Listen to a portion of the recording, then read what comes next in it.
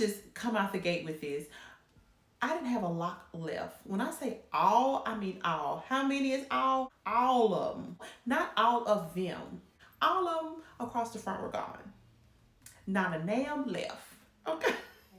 I know that there are some things that I'm just gonna have to do differently. Soften up the mess, drop it in the water, let the daughter find an image with the rest. Let's talk about it. It was time for a wash because I haven't had a wash since my last retie, and that was probably like 5 weeks ago. I was like, you know what? Let me go ahead and wash my hair. I can wash it again the night before my retie, and we're gonna talk about this retie, okay?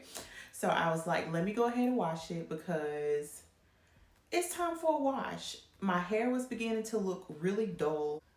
Oh, but the aftermath. Here's what happened. All of the locks in the front of my hair were gone. Okay, there was just loose hair. And what makes it so funny is, and here's the first mistake, okay? I decided, because I was going to start self-retying, I decided to retwist the front of my hair to interlock the front part of my hair. And I did the 4-point rotation across the front. Then, why did I do that before I washed and not after, child? I don't know. But that was the decision that I made. So I retied the front part of my hair and took a shower. Not took a shower. Of course I took a shower. Washed my hair in the shower. And when I came out, child, not a braid, not an interlock, not a nothing was left. Do you hear me? Nothing. I'm going to show you. I had one braid that I didn't do that I thought was kind of holding on that I was going to leave. But she had to fix it too. And I'll try to show you what it looks like. So there are some things to be learned from washing my locks. Okay, there are some things that I will be doing differently next time. And I'm going to share those with y'all today because I don't want you to make the same mistakes I made. No, we're not going to make those twice. So here's what she's going to do. So let me go ahead and show you how I wash my hair. And then we're going to come back and we're going to talk about it. Make sure that if you are in the beginning phases of your microlock journey that you are braiding and banding because it helps to minimize the slippage. Now you may still have some, but certainly if you can minimize just a little bit, then that would be ideal. Now what I did is I divided my hair into 5 sections. I did 3 in the back and 2 across the front. One of my mistakes is making my sections a little too big. Now, I am going in with Suave's clarifying shampoo, and I actually really like this shampoo. It doesn't strip my hair or leave it feeling overly dry, but it is just enough, and I have been enjoying it thus far. Here's my hair right out of the shower, and to dry it off, I just simply took an old t-shirt and wrapped it around to kind of squeeze out that excess water and to minimize the frizz. Let's talk about what we're going to do differently next time. So obviously the front part of my hair is a much softer grade. It is a different curl pattern. Like many of you, I have several different curl patterns in my hair. One of the things that I'm going to start doing is braid down the perimeter, the front perimeter of my head to make sure that I maintain those locks during a wash. And the problem with the front part of my hair is not only is it a looser curl pattern, a lot softer, it is short. Baby, these are some baby locks. And I mean some, they're in their infancy stage. Okay? The newborn stage. Okay? These ain't even toddler locks.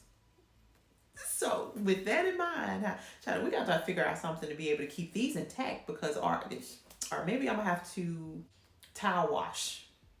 Did y'all, when you put too much edge control on your edges and you would take a towel and wet it a little bit and wipe off the extra edge control because you didn't want to leave that white residue, well, I'm going to have to wipe them front locks down so that I don't lose them because I'm probably not going to be able to get those wet. And how am I going to wash my hair and not get those wet? Look, I ain't figured that part out yet. But when I do, I'm going to share it with you, okay? Please be aware of how you are washing your locks. You may want to make smaller sections when you are braiding and banding, something along those lines, because certainly that is one of the things that I think I could have benefited from when I did braid and band, is making smaller sections so that I can maintain the integrity of the locks. But here's another update for you. Okay, so in the last video, I did say that I was going to start self-retying. And as I mentioned earlier in the video, that I did self-retie the front perimeter of my head. No, dog, I can't do it. I'm not there yet, okay? There comes a certain arm muscle, little strength that comes along with self-retying, and whew, I don't have it. Not only do I, listen, it wasn't even just the interlocking part, it was me trying to go back and re-braid, because I had to start these front braids over, right? It was me having to go back and even re-braid the perimeter of my, baby, what she said, stand up. Don't be weak and stand up. Baby, I'm weak.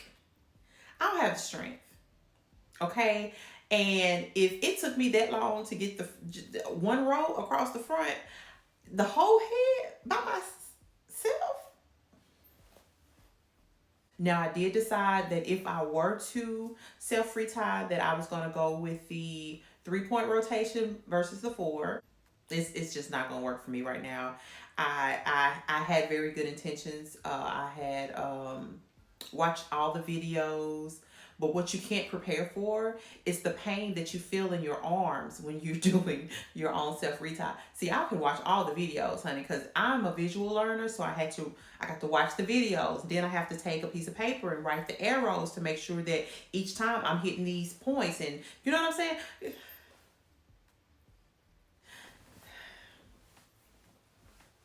Girl, I gotta get my weight up. Okay, I gotta work out a little bit before I can start self-retiring, because I'm not there yet. But y'all, listen, that's wash day. Okay. All right. As always, thank you for tuning into my channel. I love you and God bless. Bye.